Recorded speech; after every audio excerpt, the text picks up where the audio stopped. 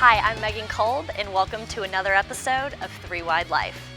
How does somebody like Tony Stewart go from being a child running go-karts and having fun with his family to becoming a living legend with multiple championships under his belt? Mike Garrity sits down with Tony Stewart to find out just that. So most people know your story, but kind of take us back to the beginning and how you got to here. Yeah, I started in '78, which I'm gonna make myself seem old doing this, but yeah, I started when I was 8 years old in Westport, Indiana, just about 30 minutes down the road from here. And I think I ran 6 races that first year, and then they moved the kart club from Westport to Columbus here in town, and so I raced locally, but never left Columbus racing until I was 12 and went to Oskaloosa, Iowa to race my first Grand Nationals. When I graduated high school, I got an opportunity to run a 3/4 midget for a local guy in town, and then I'd stayed in touch with a couple of the sprint car owners near here. Glenn Nibel was here, Steve Chrisman, who was my first sprint car owner, was just up the road 20 minutes. So everybody was local that I ran for at the time, and when you're a young guy, you don't have a lot of connections, but there were some really big teams around here. So whether it was 3/4 midget teams I drove for, the sprint car teams, there was a lot going on. I can remember my dad taking me to Indianapolis for qualifying one year. Some of my earliest memories, believe it or not, are going to Fort Wayne, the old Coliseum, and the Indy Coliseum, and watching the midgets race indoors in the winter. And for some reason, that always sticks out. But my father took me to races a lot, and he was still racing at the time. He was running SCCA, and so until I got racing go-karts and he quit to help us do that, I was always, ever since I was born, I was around racing. So Dad was a racer, and racing has just been in the family always for you. Yeah, it really has. It's my father quit racing when he got me started, but he raced stock cars locally. He did it behind his parents' back. His mother, my grandmother, would have killed him if she knew, but he snuck out and raced, and then when I was born, he was still racing SCCA, and didn't have a lot of money to race, but he raced as much as he could with what he had. It's funny you said the indoor deal at Fort Wayne. Is that why you still take the Munchkin out there and go race every year? It kind of takes you back? Yeah, it is sentimental. It's a sentimental race for me, but I'm a racer. I always want to race, so it's always at a perfect time of the year. It's fun because we've won so many races at Fort Wayne now that it's a love-hate relationship with the fans up there. They love to see somebody beat us, and it's fun. Even if we get beat, it's fun to watch the crowd enjoy it. Okay, so you're racing go-karts, Dad's racing, you guys have your mix. When was that aha moment where you said, man, I'm actually kind of good at this. I may be able to make a living at this? I think the first case of it was when I went to the Copper Classic in '93 and ran the Silver Crown car and ran second to Mike Bliss. And I remember I got paid $3,500 was my cut of the prize money, and I worked at a machine shop for $5 an hour and in a pole barn with one space heater in there, and sitting on a metal stool at a drill press all day. And that's what I did, was work on a drill press. And I remembered sitting there going, all right, how many $5 hours do I have to work to make $3,500? Right. And it was easy math. It didn't take long to sit there and go, well, maybe if I can quit this and live off of that $3,500 I made, maybe I can get more rides and get more opportunities to drive and maybe make the same money or maybe more. And so that's what I did. And the guy that I worked for built TQs, so he understood what I wanted to do, what my passion was, and was very supportive of that. So it was actually kind of a business decision. Even though there was a lot of passion behind it, you saw that this could actually be a career too. I was hoping it would. You never know. It's a huge leap of faith all the time when you make that decision. And sitting there not knowing. The good thing was I knew I had a job to come back to if it didn't work out. So there wasn't as much risk as you would think. But it's hard to sit there and say, I have a car I have to put gas in. I have a place, to live. All this stuff that I have to be able to figure out how to pay the bills to do this. And so racing 3 nights a week, if if you had 2 bad nights of that week, that third night you better make sure that you put it together and made something out of it just to make sure you had money to get home, to pay the heat bill, the light bill, buy groceries, which is a joke watching me go to a grocery store. But you had to be able to make enough money to support yourself. As some of you know, Tony Stewart has helped a lot of drivers along the way through their careers. But who do you think helped out Tony get to where he is today? I'm guessing that you looked up to guys like Parnelli Jones, Alan Sir Sr., AJ Foyt you've talked about. Is that the reason that you chose the Indy route, that you came out of USAC and went open wheel racing? Because that's their path? It was, honestly, it was luck. I was kind of in a great scenario that every driver wants to be in. We just came off of winning the Triple Crown in USAC in '95. And that whole season, Lauren Rainier, who was Harry Rainier's son that had the Hardee's 28 car that Cale Yarborough drove, came and kind of scouted us for a year. And I knew Harry and Lauren and his family really well. And I went to Australia for the winter and actually signed my first nationwide contract while I was in Australia. The day that I got back from Australia, the time difference and everything, I was sleeping at 4 o'clock in the afternoon right after I got off the plane. And I got a call from Kerry Agajanian, and he said, you have to be on the first flight you can get on in the morning to go to Orlando. Kerry, I just got off a plane. I said, why are you trying to get me to go to Orlando? And I barely have enough money to get a plane ticket to go to Orlando. He goes, because you have an IndyCar test for 3 days. So that was my opportunity with John Menard. So here I just signed a contract to run nationwide, and then had an opportunity to go down and do a test with in the IRL with John Menard and Larry Curry. So it was a unique scenario. AJ Foyt and I had talked about me running for him in the IRL, its first year, but he wasn't going to let me run the stock car as well as the IndyCar at the same time. And Rainiers are very accommodating and letting me do that, because the IRL only had 5 races the first year. So that's really how my IndyCar side of it actually started. Why do you think, because you were really the last guy to come out of USAC and go Indy in the open wheel route, why do you think that it's trended towards guys going and trying to get into the full fendered stuff, seeing that it's just so different? Yeah, and it is. It's drastically different. It was honestly a lot easier to adapt to an Indy car than it was for me to go from the sprint cars and midgets to a stock car. The stock car just was a totally different feel and much harder, but I think a lot of the reason now is because the IRL has so many road course races, and when the IRL was started, it was an oval-based series, so it made sense for guys that ran midgets and sprint cars and raced at IRP in Winchester and Salem to go and adapt to an Indy car a little easier. To go do road courses was a whole different aspect that none of us were ready for. Do you think it's getting easier now that the cars are locked down, you're coil bound or your bump stopped, you have a huge right rear spring, it doesn't roll over as much? Do you think it's getting easier to go from driving a midget to a Sprint Cup car or something like that?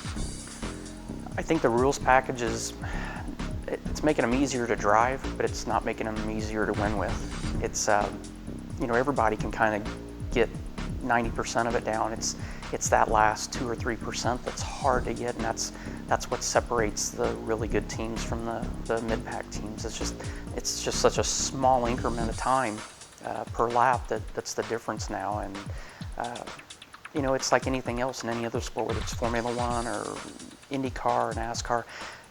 Technology's played such a huge role that now, even with stock cars, are feeling like IndyCars platform-wise, like you mentioned, with bump stops and coil binding and all that. There's not as much roll, and they don't move around and flop around like they did when we started. And when they do, it's trouble.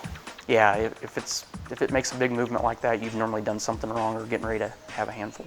A lot of Tony Stewart's career today is focused on what he does in the Cup level, but he obviously has some roots. Let's find out what he did in the past and what his passion is. Your background was extremely diverse. I mean, Dad was a road course racer at CCA. You did go-karts, which I'm assuming there was a lot of road course in that. But the Triple Crown is something you're on 3 different types of vehicles, dramatically different type vehicles on dramatically different type racetracks. you've won an IndyCar championship, you've won 3 Cup championships, and the cars have changed a lot, the styles. What's the feel that you've always looked for, that you've been able to, or can you even identify the feel that you've looked for, that you've been able to have success in everything? And now in winged sprint cars, because you got your first winged race a couple years ago. The hard part is there is no particular feel, and that's what running all the different types of cars, I think that's what has helped me, is the midget's going to feel one way when it's right. The sprint car is going to feel different. The wing sprint car is going to feel different than that. The Indy cars, when they were right, felt different than the stock cars when they're right, and I think that's why you see drivers that have won championships in other disciplines struggle when they go to change to a different background and different form of racing. They're locked into a feel that they're used to and that they know they want, but when you switch to a different type of car, you can't always get that feel to what you want. It's more, you have to figure out what that car wants and what the balance has to be fast in that car. It's not always what you want, it's what can you do to accommodate what the car's balance is. Have you had people help you with that? Like, did you have teammates jump in a car and say, to be fast, it needs to feel this way, and then you just adapted to that? Or did you just kind of find it over time? I think the IndyCar deal, I had Eddie Cheever for a teammate for a short period of time, and Scott Brayton and Mark Dismore, who was one of the guys that's probably most responsible for me being where I'm at, starting me in the go-kart. A huge karting guy in this area. Yeah. And him and I were teammates at Menards, and I think we were able to, that was probably the first opportunity that we were able to actually swap drivers in cars and get feedback. The same thing when I went to NASCAR and went to the Cup Series. Was a much easier transition than when I went to the Nationwide Series because I didn't have a teammate there, but I had Bobby Labonte as a teammate in the Cup side. And my rookie season, there were a lot of tests that we both went to together, and it was more just validation than anything. It wasn't necessarily finding a feel, but of putting him in the car, and we might have been struggling in a test to make a change and been off, and Bobby's able to get in and say, yeah, that's exactly what it feels like, or you might want to try this, see if this helps it driving wise, and so that was a huge help in having teammates at these upper levels that you could literally just swap seats or be able to kind of fit close enough in the seat that you could go run a couple laps in each other's cars and kind of validate what your feel was. That's a hard thing for a driver to do, to let somebody else get in their car and go out and run some laps, because what if they're faster? But not when you're a rookie. When it is. It's you have so much pride, and especially as a young driver, you want to prove that you got what it takes and that you have it. But if you're struggling, it's nice you learn when you have a multiple car team what the value of that teammate and that other team is worth. And when you let your guard down and say, I need help, and that guy can get in there in a couple laps, and then you go out and you pick up a half a tenth and you didn't change the car, that's when it clicks that this is okay. It's all right to let the pride go a little bit and utilize the resources that you have. Yeah. I thought I knew the answer to this, but because of your answer, I'm not sure. Would you tell drivers that they need to have a diverse background? Or are you more along the lines of, like, for example, Ryan Blaney? You think he'd run more dirt, but he didn't. He ran fendered stuff, and he's pretty awesome in his progression right now. If you were to give people some counsel and say, hey man, if you want to run Cup, stay with these for a while. I think there's definitely been pluses to running dirt tracks and pavement tracks and running different types of cars for me. You kind of have to know what your path's going to be, and what you want your path to be. In Ryan's case, he knew he wanted to be a Cup driver. That's his goal. So there wasn't any reason to go run an Indy car or go run a wing sprint car on dirt when he knows that this is the path he wants and that's where his focus is.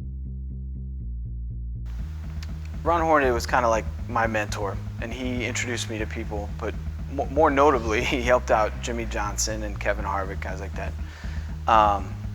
Leffler was a friend of the show, and he talked about living with you and you helping him out with Gibbs.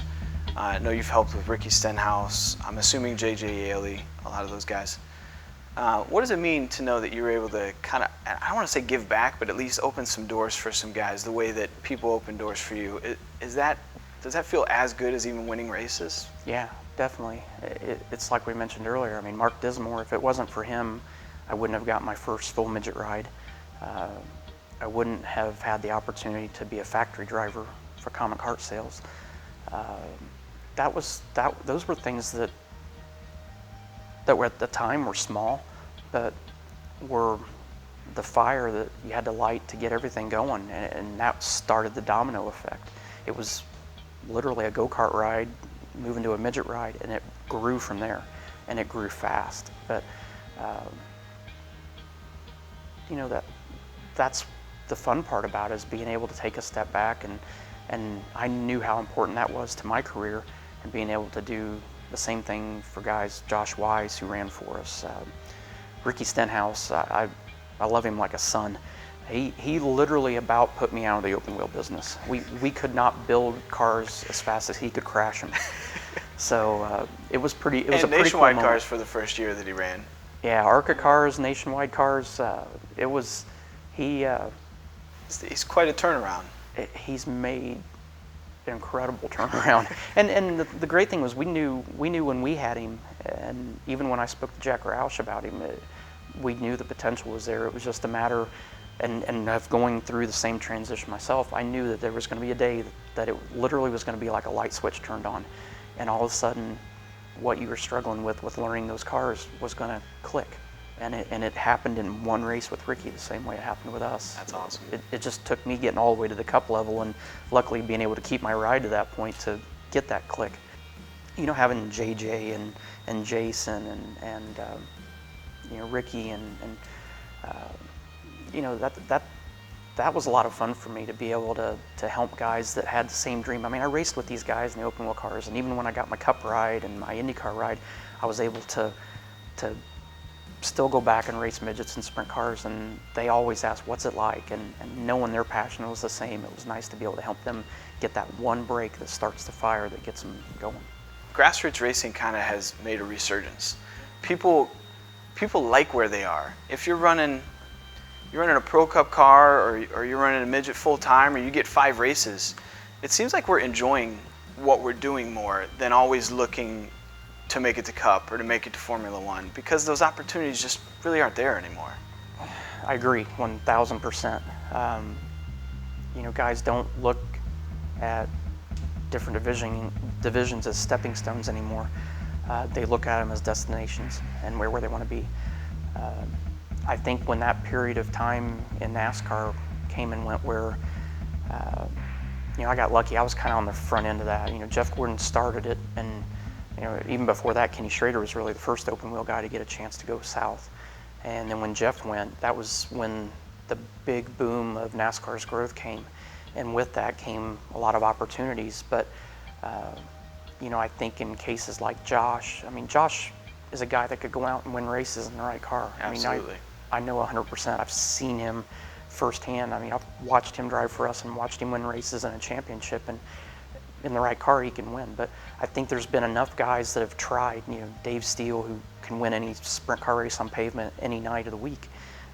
Guys like that had opportunities that didn't get a real good shake at it, and a fair shake at it, that I think it kind of took the wind down of everybody's sails, and realized that it was so hard to get down there in all reality, and you know, the opportunities were getting less and less. It kind of went, the ASA route was a big boom for a while, and then they looked at USAC guys, and it was a big boom of USAC guys.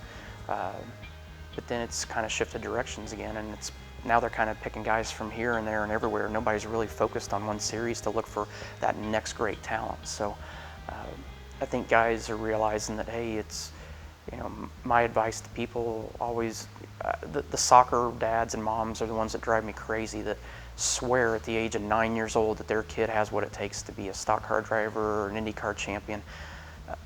I love their enthusiasm about it, and they got to support their kids. I mean, but the biggest thing is you watch these kids, and these kids don't even have the opportunity to have fun doing what they're doing. Their parents are pushing them so hard and pushing them faster than they need to move. That's the sad part about racing now, is that you get the parents that are pushing kids beyond where they need to be and beyond where they're having fun. But you get drivers that are in their late teens and 20s now, and like you say, these guys are finding homes and happy what they're doing again. And you know, we kind of saw when the economy changed. I mean, NASCAR kind of leveled off for a while, and it's starting to pick back up now.